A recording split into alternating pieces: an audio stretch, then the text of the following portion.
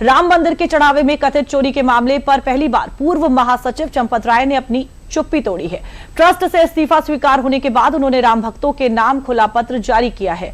पत्र में उन्होंने कहा है कि अंतिम एसआईटी रिपोर्ट आने के बाद वो सभी आरोपों का एक एक करके जवाब देंगे। उन्होंने गोस्वामी तुलसीदास की चौपाई, धीरज, धर्म, मित्र, अरुनारी का उल्लेख करते हुए कठिन समय को असली परीक्षा का दौर बताया है और संयम बनाए रखने की अपील की है। चंपत राय ने बताया कि जुलाई की समीक्षा बैठक में एसआईटी की प्रारंभिक जांच रिपोर्ट प्रस्तुत की गई थी जो अत्यंत गोपनीय थी। रिपोर्ट के सार्वजनिक होने को उन्होंने गंभीर विषय बताया। उन्होंने राम भक्तों से अपील की है कि एसआईटी की अंतरिम जांच पूरी होने तक किसी निष्कर्ष पर ना पहुंचे। उन्होंने भरोसा दिलाया है कि अंतरिम रिपोर्ट आने के बाद वो सभी आरोपों का क्रमवार जवाब देंगे। अपने 45 वर्षों के सार्वजनिक जीवन का उल्लेख करते हुए उन्होंने कहा कि उनका जीवन हमेशा खुली पुस्तक की तरह रहा है और उन्हें विश्वास है कि अंततः सत्य सामने आएगा। तो देखिए, जिस तरीके से निधि इस पूरे मामले को लेकर अब खुद चंपत राय ने एक चिट्ठी लिखी है और सीधे तौर पर कहा है तमाम जो कार्रवाई और जांच चल रही है वो पूरा होने के बाद वो खुद सामने आएंगे और तमाम जो सवाल है उनके जवाब देंगे।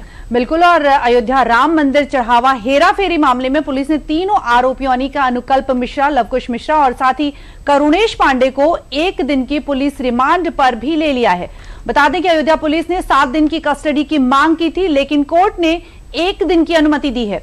पुलिस का यहां पर कहना है कि कस्टडी में पूछताछ के दौरान दान राशि के कथित गबन धन के इस्तेमाल और पूरे जो नेटवर्क है उससे जुड़े अहम तथ्यों की जांच भी की जाएगी। और इससे पहले जो जेल में आरोपियों से पूछताछ के बाद पुलिस ने रिमांड के लिए आवेदन किया था। जांच एजेंसी तीनों आरोपियों की भूमिका, कथित लेन देन और धन के इस्तेमाल की पड़ताल कर रही है और साथ ही पुलिस संभावित बरामदगी और साथ ही मामले से जुड़े जो अन्य पहलू हैं उनकी जांच में भी जुटी हुई है। बिल्कुल निधि, और इस खबर पे ज्यादा जानकारी के लिए हमारे साथ हमारे सहयोगी विकास सिंह जुड़ रहे हैं। विकास, क्या कुछ अपडेट है आपके पास? देखिए, एक के बाद एक करके जो कार्रवाई है वो चल रही है, लगातार ताबड़तोड़ एक्शन लिया जा रहा है। अभी क्या अपडेट आप देंगे हमारे दर्शकों को? देखिए, यही जो आपने बताया कि 3 लोगों को रिमांड पे लिया गया है। इससे पहले इनसे जेल में पूछताछ हुई थी और उसके भी पहले की अगर बात करें तो अविनाश को भी 1 दिन की रिमांड पर लिया गया था और अविनाश की निशानदेही पर उस जगह पर पुलिस पहुंची थी जहां पर पैसों का बंटवारा होता था। उसके बाद पुलिस जाती है जेल में, इन लोगों से पूछताछ करती है और पूछताछ के बाद आज ये माना जा रहा है कई महत्वपूर्ण चीज और साक्ष्य मिल सकते हैं पुलिस को। इन तीनों लोगों को रिमांड पे लिया है पुलिस ने और रिमांड पे लेने के बाद सबसे पहले इनका मेडिकल कराने के बाद रिमांड पे लिया है। अब सारा दिन पुलिस उन जगहों पर इनको लेकर जाएगी जहां पर इस मामले से जुड़ी संदिग्ध चीजें होंगी। हो सकता है आज भी कुछ कई बरामदगी की जाए। ये पूरा मामला जो है अब धीरे धीरे पुलिस इस पर और कार्रवाई तेज करती जा रही है।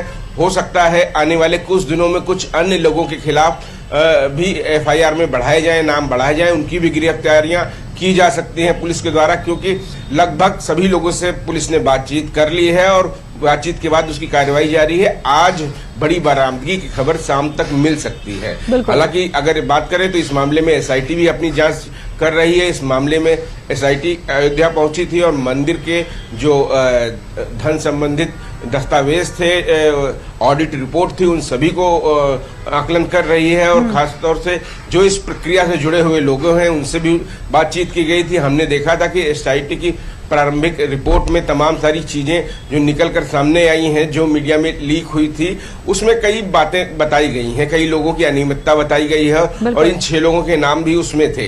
तो कुल मिलाकर अगर देखें तो एसआईटी की फाइनल रिपोर्ट आने के बाद एक बड़ी कार्रवाई होगी। सारी चीजें निकलकर सामने आएंगी कि क्या चढ़ावे में, क्या चीज दान में, चोरी में, इन सब चीजों में किस तरीके से की गई और इन लोगों ने अब तक कितनी राशि ली है मंदिर से।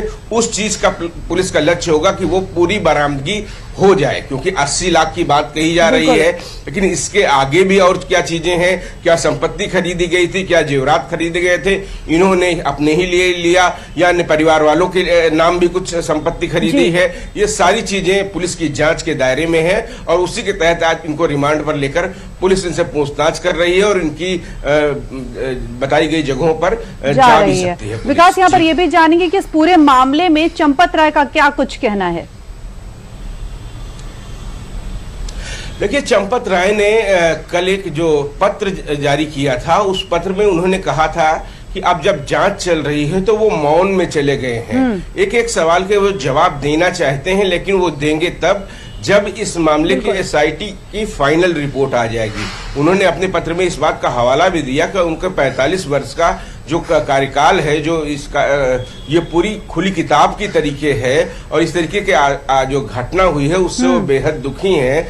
लेकिन एसआईटी की रिपोर्ट के बाद वो हर सवाल के जवाब देंगे, आएंगे एक बार के सामने आएंगे। फिलहाल वो अभी मौन में है, लेकिन फिर भी अभी जो सूचना मिल रही है कि जो राम मंदिर तीर्थ क्षेत्र के ट्रस्ट के कोषाध्यक्ष हैं गोविंद गिरी जी, वह चंपत राय से मिलने पहुंचे हुए हैं। आज सुबह जहां वो रहते हैं वहां पहुंचे हुए हैं। ये मुलाकात में क्या कुछ निकल कर आएगा ये तो शायद पता चले या ना चले, लेकिन उनकी मुलाकात आज हो रही है गोविंद देव के साथ। और सबसे बड़ी बात है, कल हमने देखा था, परसों से लेकर कल तक गोविंद देव जी ने मंदिर से जुड़े, ट्रस्ट से जुड़े तमाम जो फैसले लिए गए थे उसकी जानकारी उन्होंने ही दी थी। और इस बात का भी जिक्र किया था कि मंदिर में जो भी आभूषण दिए गए थे वो सारे आभूषण सुरक्षित रखे हुए हैं। अगर किसी भी व्यक्ति को लगता है कि उसने दान दिया है, वो अपनी दान दिए हुए वस्तु की जानकारी करना चाहता है, तो वो मंदिर प्रशासन से संपर्क करेगा, उसकी चीजें उसको बता दी जाएंगी।